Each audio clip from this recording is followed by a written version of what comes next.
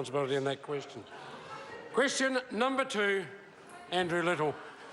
Thank you, Mr Speaker. My question is to the Prime Minister. Does he stand by his statement that, quotes, "We are seeing a record number of houses being built," end quotes, given 2016 isn't even in the top 5 years for number of dwelling consents issued?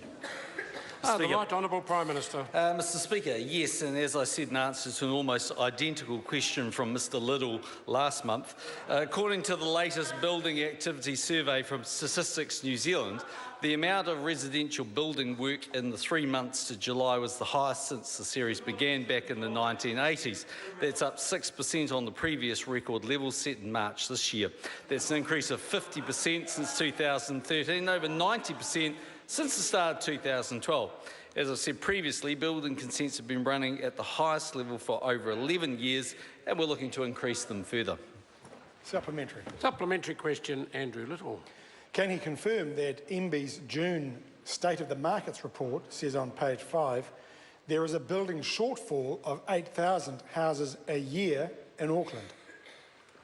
The Right Honourable Prime Minister. Mr Speaker, no, I can't confirm that.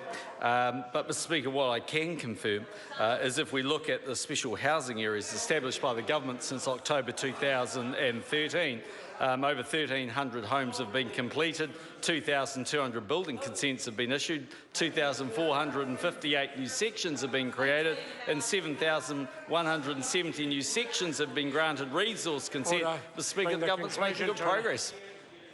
Supplementary. Supplementary question, Andrew Little. Can he confirm that the report also says on page 5 that there was no shortfall in houses in Auckland when he came to office, but now there is a cumulative shortfall of 34,000 houses? The Right Honourable Prime Mr Minister. Speaker, no, I can't confirm that. But, Mr Speaker, it's hardly surprising the demand for housing has gone up, because when I became Prime Minister of this country, 35,000 New Zealanders a year deserted for Australia because they were sick of Helen Clark's government, and now they're coming home to New Zealand. Supplementary. Order. Order. The campaign's over. Order. Order. Order. I need substantially less interjection that's occurring. Andrew Little, supplementary. Mr Speaker, when MB said months ago that not enough houses are being built in Auckland and the shortfall is going to continue to grow for years to come, why didn't he tell the public? The Right Honourable Prime Mr Minister. Speaker, the government has, through its comprehensive plan, been demonstrating to New Zealanders that we're very serious about increasing supply, and in fact that increase in supply that we're seeing is having a dramatic effect. One only needs to go around Auckland for about 5 minutes and have a look at the enormous amount of construction that's underway, Mr Speaker. That's why we know there are literally thousands and thousands of more people working in construction, tens of thousands actually, in Auckland than there was a few years ago. Supplementary. Supplementary question, Andrew Little. If Auckland needs 34,000 more houses today and he's managed just 18 affordable houses in the special housing areas in 3 years, how long will it take to fix the housing shortfall? The Speaker, Right Honourable Prime Minister. Speaker, the member is talking nonsense when he wants to try and trot out his little number of 18, and it dents what very little credibility he's got. Speaker, as the Minister of Housing has pointed out, over 500 houses meet that criteria that he defines, and that's why the member has no credibility, because he just keeps making things up he can't back up. Order. That sort of final comment will only lead to disorder. Supplementary. Supplementary question. Order.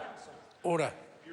Now, the interjections are coming from both front benches. I will ask people to desist once more. If I need to start mentioning them by name, I can do that as well.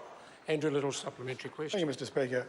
Why did he claim a $1 billion infrastructure fund would be the answer to the housing crisis when Treasury had told him it's not likely to result in additional housing in the short term? The Right Honourable Prime Minister. Speaker, I didn't. What I did claim is that the $1 billion could be used by councils in the 5 areas that will make a difference, Mr Speaker. That was a result of ongoing discussions we had had with a number of councils over a long period of time, where they talked to us about their inability to take more debt on their balance sheet. But, Mr Speaker, Mr. Speaker, the opposition can't have it both ways. On the one hand, they want to tell us that we're taking too slowly to get what they want, and when we move rapidly, they tell us we're going too fast. Maybe we've just got it Goldilocks, about right. Supplementary. Supplementary question, Andrew Little. Mr. Speaker, can we just get a straight answer to this? When he's only managed 18 affordable houses in 3 years, does he really think he's doing enough to fix the housing crisis?